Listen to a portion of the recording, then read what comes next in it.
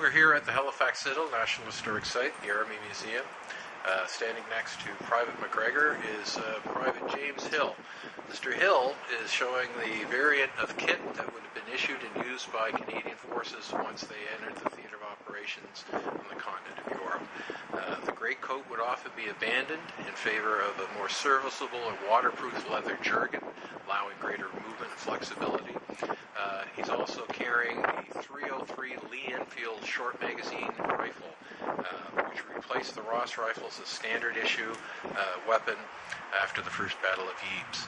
Another element that's very distinguishable from our garrison soldier is the fact that he's wearing a steel helmet.